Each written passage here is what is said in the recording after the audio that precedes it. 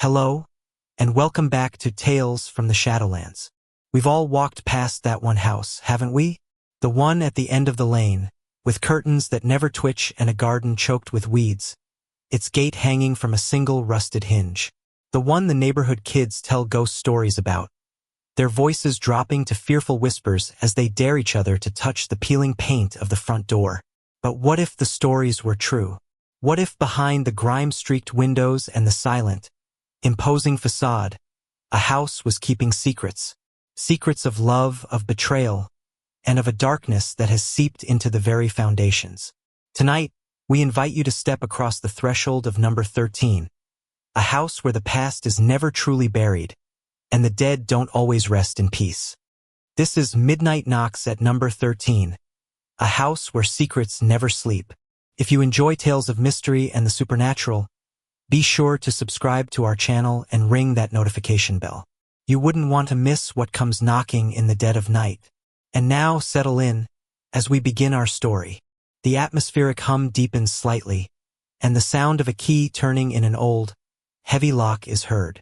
The first chapter, as previously provided, details Leo Vance's arrival at Blackwood Manor, his initial discoveries, the chilling warning from his neighbor Mrs. Gable, and the terrifying first encounters with the supernatural knocks. It culminates in him finding Amelia Cartwright's diary in a hidden room, just as the knocking phenomenon escalates to a terrifying, house-encompassing cacophony. Fear is a primal, cold thing. It constricted Leo's chest, turned the air in the secret study to ice, and made his heart pound a frantic, trapped bird rhythm against his ribs. The house-wide percussion of the knocking faded, leaving a silence that was somehow more terrifying. It was heavy, expectant, as if the entire structure were holding its breath, watching to see what he would do. His hands clenched the diary, its worn leather corners digging into his palms, a lone physical anchor in the overwhelming dark. He was not alone. The thought was no comfort. It was a horrifying confirmation. He remained in the study until the first gray streaks of dawn crept through the gaps in the roof, painting faint lines on the dusty floor.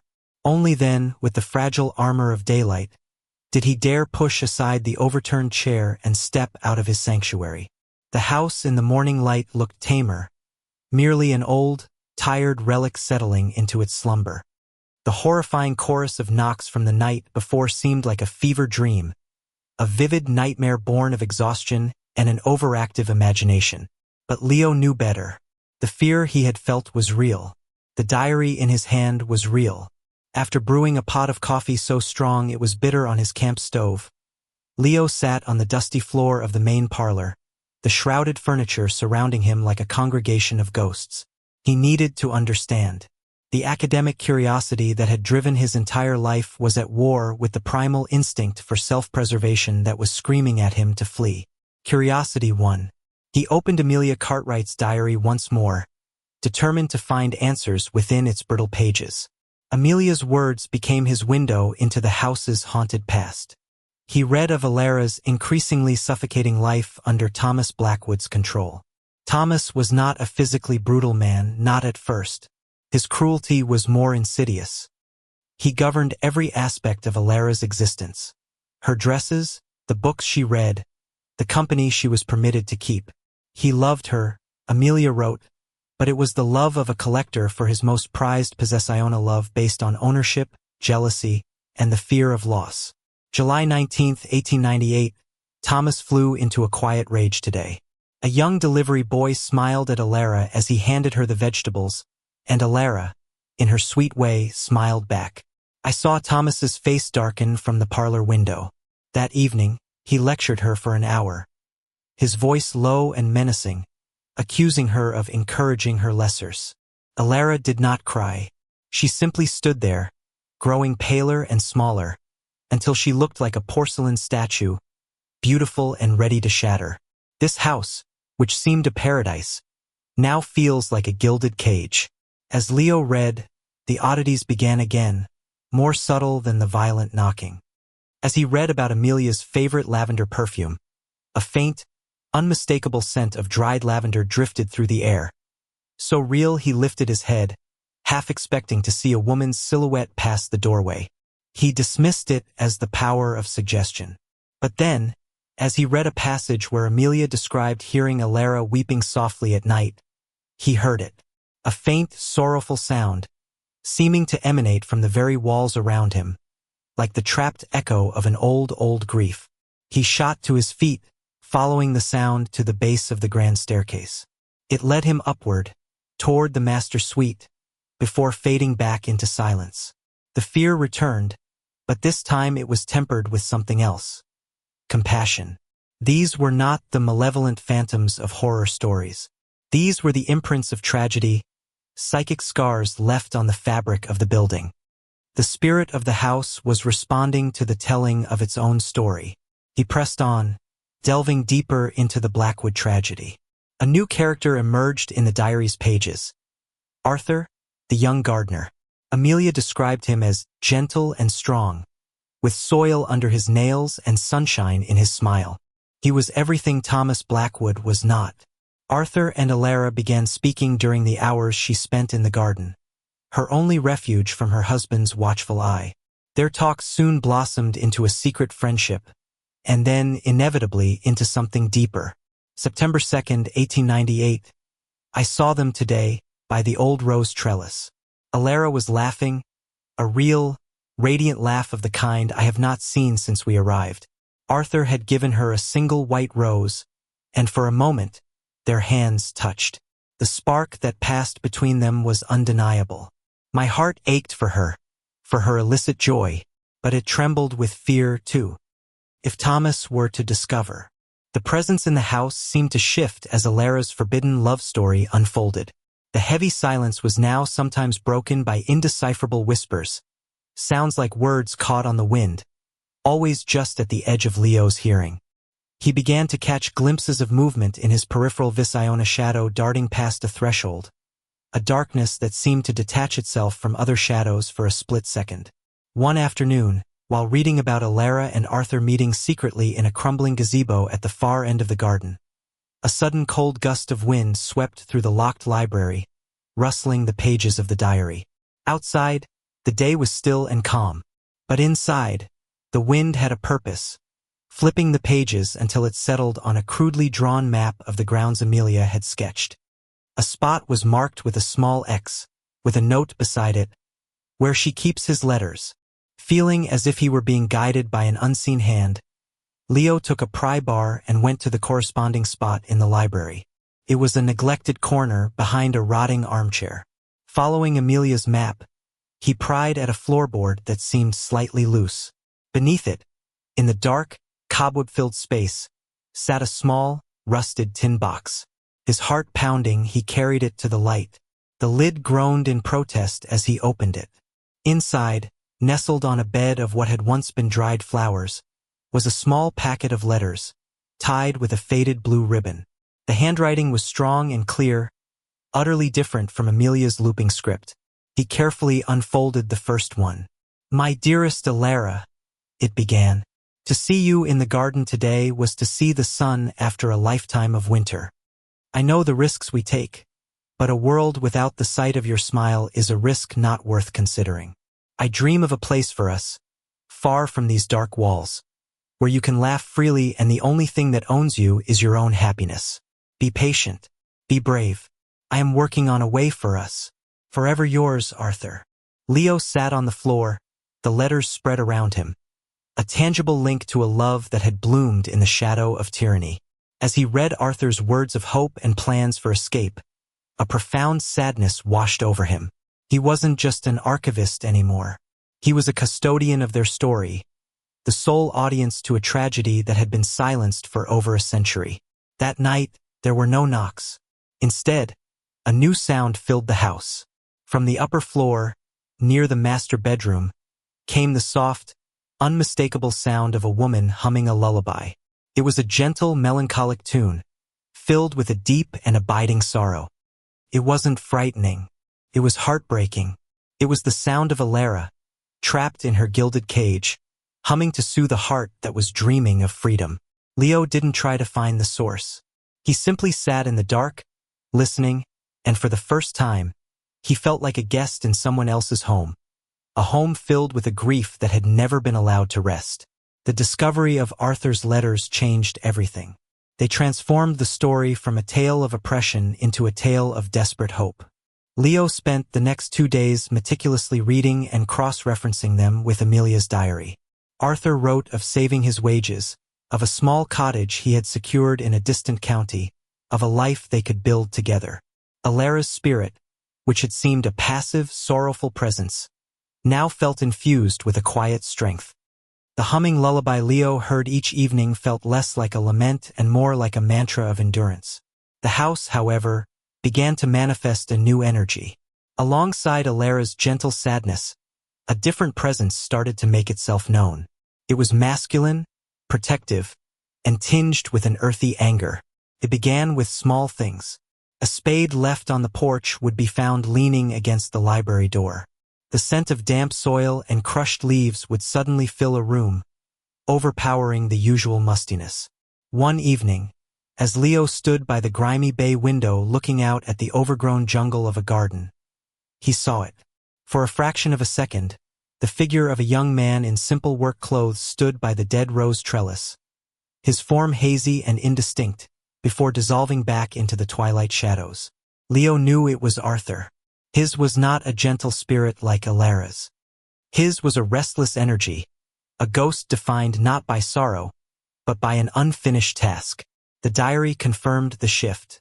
As the autumn of 1898 deepened, Thomas Blackwood's suspicion curdled into paranoia.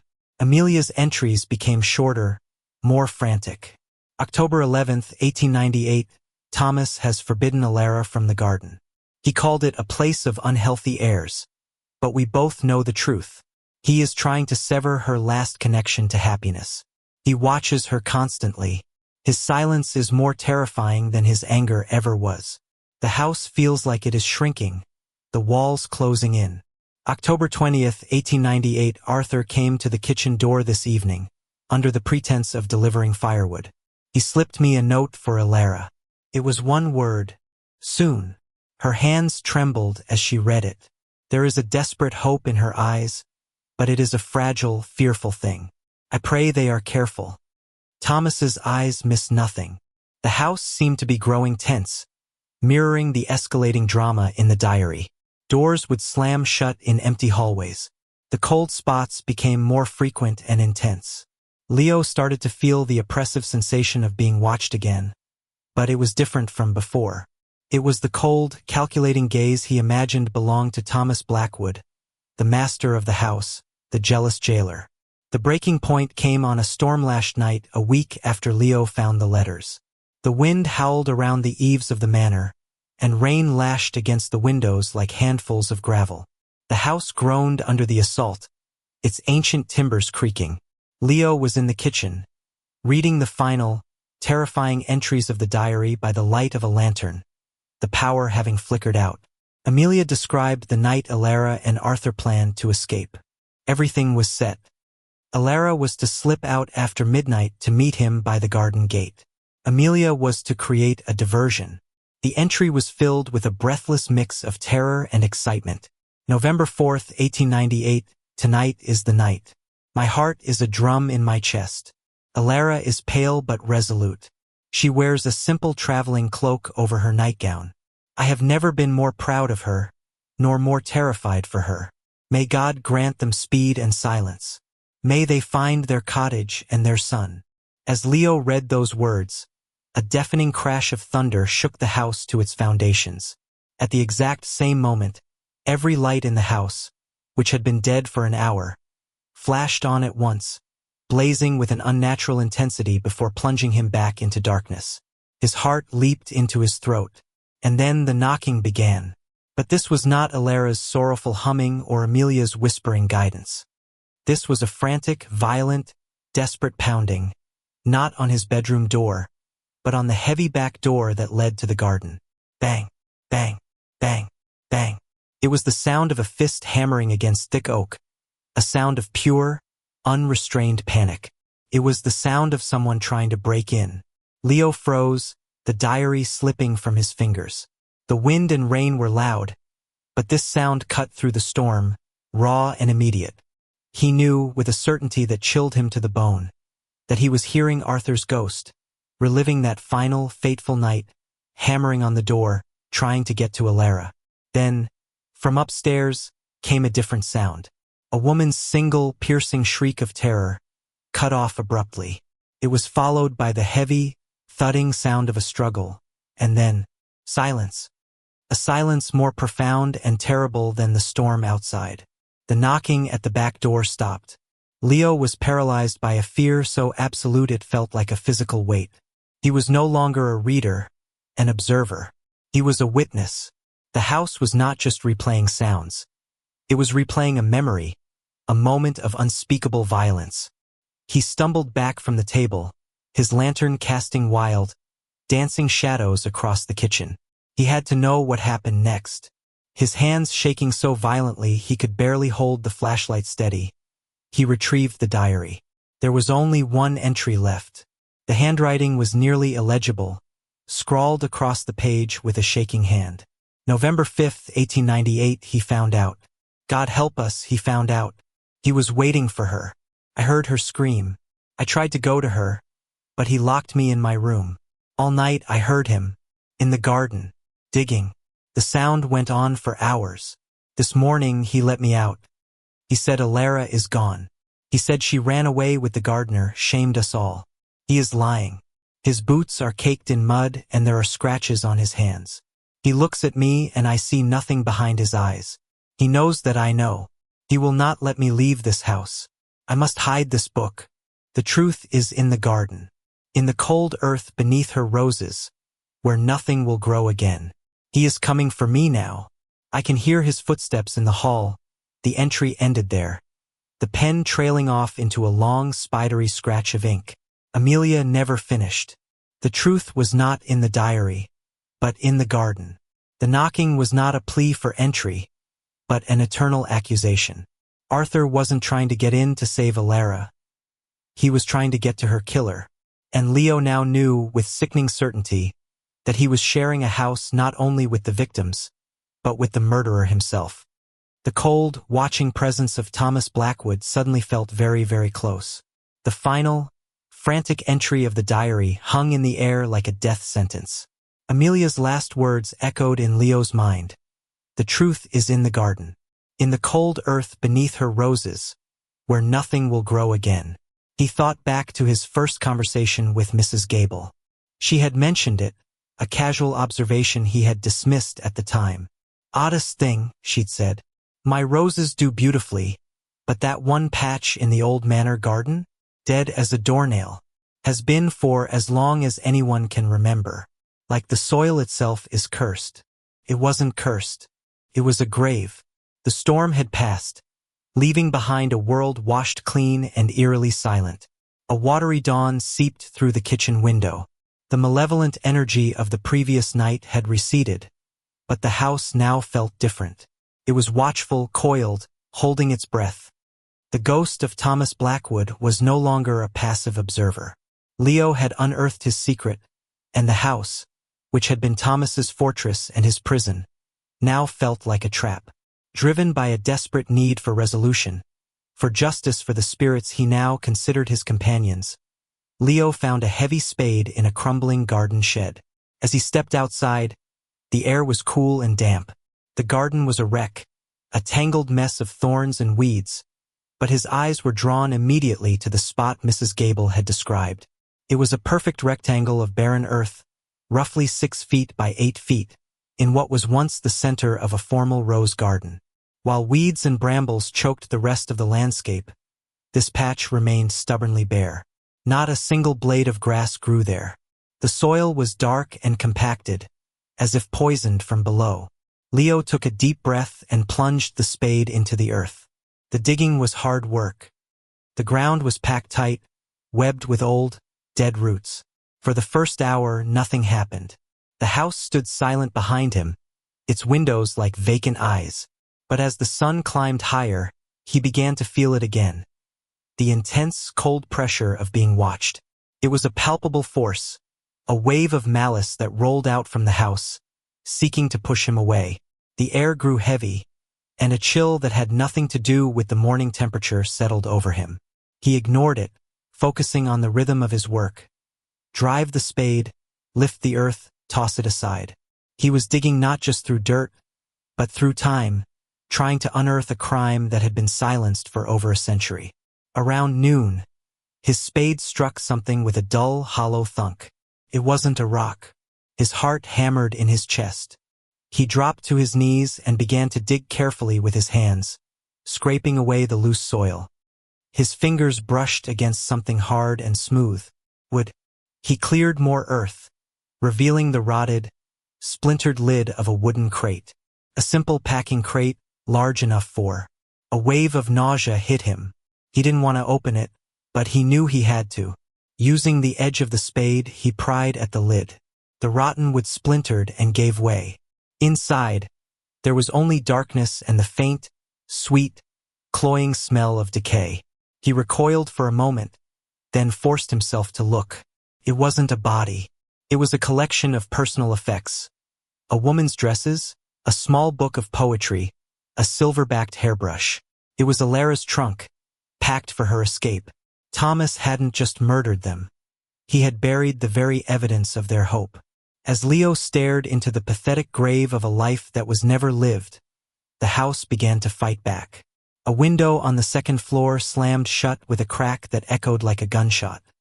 A low groan emanated from the foundations, a sound of deep structural agony. Leo glanced back at the house and saw, for a fleeting second, the silhouette of a tall, broad-shouldered man standing in the master bedroom window, staring down at him. The figure was as black as pitch, a void in the shape of a man. Thomas Blackwood. Leo scrambled back from the hole, his blood running cold. The figure was gone, but the malevolence remained, intensifying. The back door, which he had left open, slammed shut with such force that he heard the wood splinter. All around the property, old shutters rattled and banged against the walls, as if an invisible hurricane were shaking the manor to its core. He was being warned. Stop digging. But he couldn't. He thought of Alara's humming, of Arthur's desperate knocking, of Amelia's final, terrified words. He was their only voice. He turned back to the hole and continued to dig, this time beside the crate, deeper into the dark, barren soil. The phenomena escalated.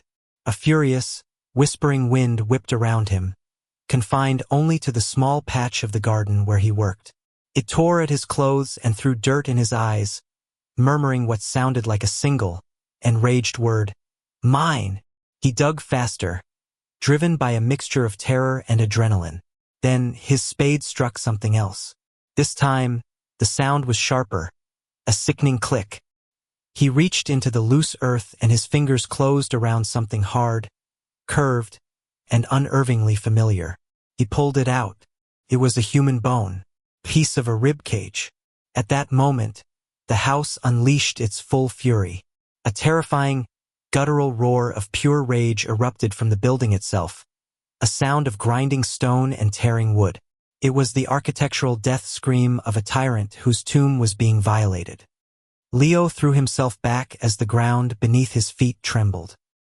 He looked up at the house just in time to see the large bay window of the parlor bow outward, the glass distorting before it shattered, exploding in a shower of deadly shards that rained down on the lawn. The spirit of Thomas Blackwood was no longer hiding in the shadows. It was trying to kill him, but the discovery of the bone had broken something. The spirit's power, which had been tied to the secret it kept, was now lashing out in its death throes. The rage was potent, but it felt desperate. Leo scrambled back to the hole, ignoring the chaos, and dug with a frantic energy he didn't know he possessed. He found the first skeleton just over a foot down. It was curled on its side, a fragile collection of bones that he knew belonged to Alara. And lying beneath her, his skeletal arms wrapped around her in a final, protective embrace, was a larger frame. Arthur. He had reached her in the end. Thomas, in his cruel rage, had buried them together, unknowingly sanctifying their love in a shared grave. Among the bones, half buried in the dirt, was a single tarnished silver locket. Leo reached down and gently picked it up. As his fingers closed around it, the violent energy emanating from the house ceased. The wind died, the groaning stopped, the unnatural cold dissipated, replaced by the warmth of the afternoon sun. The oppressive, watchful presence of Thomas Blackwood was gone, his power shattered by the light of truth. The silence that descended upon Blackwood Manor was unlike any he had heard before. It was not the expectant, heavy silence of a place holding secrets, but the clean, empty, peaceful silence of a place that had finally been allowed to rest. He knelt by the open grave, the locket in his hand, and wept. For Alara, for Arthur, for Amelia, and for the century of sorrow that these walls had held. The hours that followed were a blur of flashing lights and solemn voices. Leo had called the local police, his own voice sounding distant and shaky. He sat on the porch steps, wrapped in a blanket an officer had given him, watching as forensic teams worked meticulously in the garden. Their quiet professionalism a stark contrast to the violent supernatural energies that had so recently torn through the air.